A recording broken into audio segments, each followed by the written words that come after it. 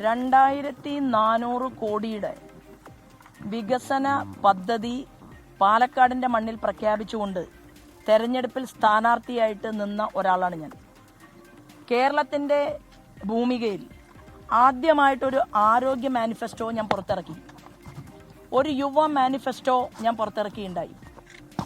രാജ്യത്തിൻ്റെ പ്രധാനമന്ത്രി അദ്ദേഹം വിശ്വസിക്കുന്ന പാർട്ടിയുടെ സ്ഥാനാർത്ഥി എന്നുള്ള രീതിയിൽ പാലക്കാടെത്തി. പാലക്കാടിലെ ദേശീയ ആവിഷ്കൃത പദ്ധതികളിലൂടെ കേരളം എങ്ങനെ വികസിക്കപ്പെടണം എന്നതിനെക്കുറിച്ച് അദ്ദേഹം സംസാരിച്ചു. ആ പ്രധാനമന്ത്രിയോടൊപ്പം ശോഭാ സുരേന്ദ്രൻ ഇരുന്ന ഫോട്ടോ ചില മാധ്യമങ്ങൾക്ക് അരോചകമായി. അവർ അത് കവർ ചെയ്തില്ല. അതിനുശേഷം കാർഷിക വകുപ്പ് മന്ത്രി, ഇന്ത്യയുടെ നമ്പർ 1 നേതാക്കന്മാരിൽ ഒരാളായിട്ടുള്ള ശിവരാജ് സിംഗ് ചൗഹാൻ 15 വർഷക്കാലത്തിലധികം മുഖ്യമന്ത്രിയായി ആ നാടിനെ ഭരിച്ച, പിന്നീട് ഏറ്റവും കൂടുതൽ കർഷകർക്കിടയിൽ വളരെയധികം പദ്ധതികൾ ആവിഷ്കരിച്ചുകൊണ്ട് മുന്നോട്ട് പോകുന്ന ഒരു വ്യക്തി, കാർഷിക വകുപ്പ് മന്ത്രി തന്നെ നേരിട്ട് ഒരു പഞ്ചായത്തിൽ, കണ്ണാടി പഞ്ചായത്തിൽ പരിപാടിയിലേക്ക് എത്തി പാലക്കാട് മണ്ഡലത്തിൽ. ആ പരിപാടിയിൽ മാധ്യമപ്രവർത്തകർ, ഒരു വിഭാഗം വരുന്ന മാധ്യമപ്രവർത്തകർ, അദ്ദേഹം നട്ടുച്ചയ്ക്ക് പൊരിവെയിലിനെ വകവെക്കാതെ പാടശേഖരത്തിലെ കർഷകർക്കിടയിലേക്ക് ഇറങ്ങി. കർഷകർ അദ്ദേഹത്തിനോട് എന്തെല്ലാമാണ് പറഞ്ഞത് കേരളത്തിലെ മാധ്യമങ്ങൾ, ചില മാധ്യമങ്ങൾ റിപ്പോർട്ട് ചെയ്തോ? അദ്ദേഹം ആ കർഷകർക്ക് കൊടുത്ത മറുപടി എന്തായിരുന്നു? അതൊരു വിഭാഗം വരുന്ന മാധ്യമങ്ങൾ കേരളത്തിൽ റിപ്പോർട്ട് ചെയ്തോ? ഇല്ല.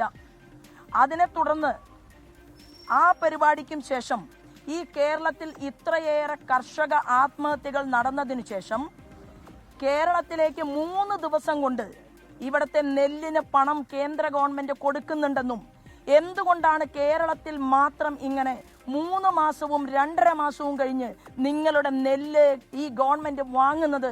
ഇത് കേട്ടുകേൾവിയില്ലാത്ത ചരിത്രമാണ് എന്ന് ശിവരാജ് സിംഗ് ചൗഹാൻ പറഞ്ഞു. കർഷകർ അതിന് മറുപടി കൊടുത്തു. 6 മാസം കഴിഞ്ഞാലേ ഞങ്ങൾക്ക് പണം കിട്ടുന്നുള്ളൂ, അതും ഒരു റെസീറ്റ് ആയിട്ട് ബാങ്കിലെ കടക്കാരായിട്ടാണ് ഞങ്ങളെ മാറ്റിക്കൊണ്ടിരിക്കുന്നത്. ഞങ്ങളുടെ കുട്ടികൾക്ക് പഠിക്കാൻ പോകുന്ന സമയത്ത് അതിനാവശ്യമായിട്ടുള്ള ഒരു ലോണ് പോലും കിട്ടാതെ ഞങ്ങൾക്ക് സിബിൽ സ്കോർ പോലും ഞങ്ങൾ വേട്ടയാടപ്പെടുകയാണ് എന്ന് കർഷകർ പറഞ്ഞു.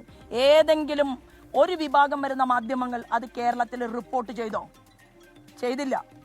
പാലക്കാടിലേക്ക് ശോഭാ സുരേന്ദ്രൻ എന്ന് പറയുന്ന ഒരു സ്ത്രീ തെരഞ്ഞെടുപ്പിൽ മത്സരിച്ച് ആനുകൂല്യങ്ങൾ കൊണ്ടുവരരുത് എന്ന് ഒരു വിഭാഗം വരുന്ന മാധ്യമങ്ങൾ ആഗ്രഹിക്കുന്നു. അവിടെ പാലക്കാട്ടുകാർ ദുരിതം അനുഭവിക്കണം, അവർ കുടിക്കാൻ കുടിവെള്ളമില്ലാതെ മുന്നോട്ട് പോകണം. കേന്ദ്ര ഗവൺമെന്റ് കൊണ്ടുവന്ന ജൽനിധി പദ്ധതി പോലും 14 പഞ്ചായത്തുകളിൽ മാത്രമാണ് പാലക്കാട് ജില്ലയിൽ നടപ്പിലാക്കിയിട്ടുള്ളത്. പ്രധാനമന്ത്രി ആവാസ് യോജനയുടെ വീടുകൾ എന്താണ് ഇവിടെ കൊടുക്കാത്തത്? റൂറൽ ഡെവലപ്മെന്റ് മിനിസ്റ്ററുമായി ഞാൻ സംസാരിക്കുന്നുണ്ട് എന്ന് ശിവരാജ് സിംഗ് ചൗഹാൻ അദ്ദേഹം പത്രസമ്മേളനത്തിലൂടെ പറഞ്ഞു. അതിവിടെ റിപ്പോർട്ട് ചെയ്യപ്പെട്ടില്ല. ഈ പാലക്കാടിൽ കുടിവെള്ളം ഇല്ലാത്തവരും റോഡിലൂടെ, ഗ്രാമീണ സടക്ക് യോജന റോഡുകൾ എന്തുകൊണ്ടാണ് പാലക്കാട് ഇത്ര കണ്ട് കുറഞ്ഞത് എന്ന് മന്ത്രി ചോദിച്ചു. ആ റിപ്പോർട്ട് അവിടെ പുറത്തു വന്നില്ല. ആ മന്ത്രിയുടെ പരിപാടിക്ക് ശേഷം അവിടെ ഒരു ഭീകരവാദികളുടെ ഹബ്ബാക്കി പാലക്കാടിനെ ചിലർ മാറ്റിയിരിക്കുകയാണ്. ജമാഅത്ത് ഇസ്ലാമി നേതൃത്വം നൽകുന്ന ഒരു മീഡിയ, ജമാഅത്ത് ഇസ്ലാമിയുടെ പോപ്പുലർ ഫ്രണ്ടിന്റെ ഭീകരവാദ സംഘടനകളെ തണലും പറ്റിക്കൊണ്ട് ഒരു മീഡിയ പ്രവർത്തനം പാലക്കാടിന്റെ മണ്ണിൽ നടക്കുന്നുണ്ട് എന്നുള്ളത് ആരോപണമല്ല, രേഖയുടെ അടിസ്ഥാനത്തിൽ നിങ്ങളുടെ മുന്നിൽ കഴിഞ്ഞ 10-30 വർഷക്കാലമായി നിലനിന്ന ഞാൻ തെളിയിക്കും എന്ന് പറഞ്ഞുകൊണ്ട് തന്നെയാണ് ഞാനിവിടെ നിങ്ങളുടെ മുന്നിൽ നിൽക്കുന്നത്. ഒരു കൊട്ടിക്കലാശം പാലക്കാട് നടന്നല്ലോ. എല്ലാ മാധ്യമ പ്രവർത്തകരും അത് കണ്ടല്ലോ. കേരളത്തിന്റെ ചരിത്രത്തിലാദ്യമായി ഇത്ര കണ്ട അമ്മമാർ വീട് വിട്ട് പുറത്തിറങ്ങി ഒരു പാലക്കാട് ഒരു കടലായി മാറിക്കൊണ്ട് അവർ ശോഭാ സുരേന്ദ്രനെ സ്വീകരിക്കുന്ന കാഴ്ച ഇവിടെ വന്നു. നവമാധ്യമങ്ങളിലൂടെ അത് പുറം ലോകമറിഞ്ഞു. എത്ര മാധ്യമങ്ങൾ അത് റിപ്പോർട്ട് ചെയ്തു?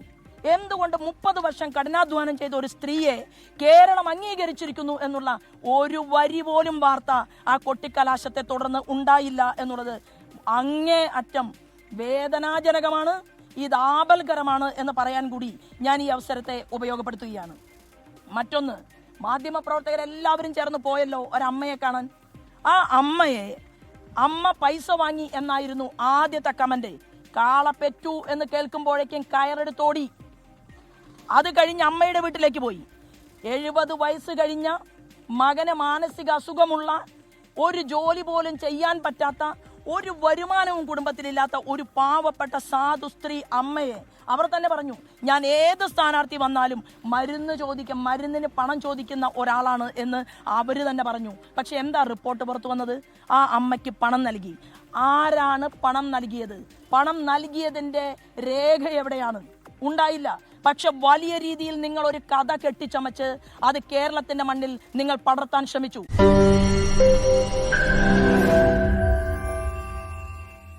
ലോകത്തെവിടെയായാലും ഏത് സമയത്തും 24 വാർത്തകളും ഓഗ്മെന്റഡ് റിയാലിറ്റി പാക്കേജുകളും എക്സ്പ്ലെയിനറുകളും വിശദമായി കാണാൻ ഞങ്ങളുടെ യൂട്യൂബ് ചാനൽ നിങ്ങൾക്ക് സബ്സ്ക്രൈബ് ചെയ്യാം.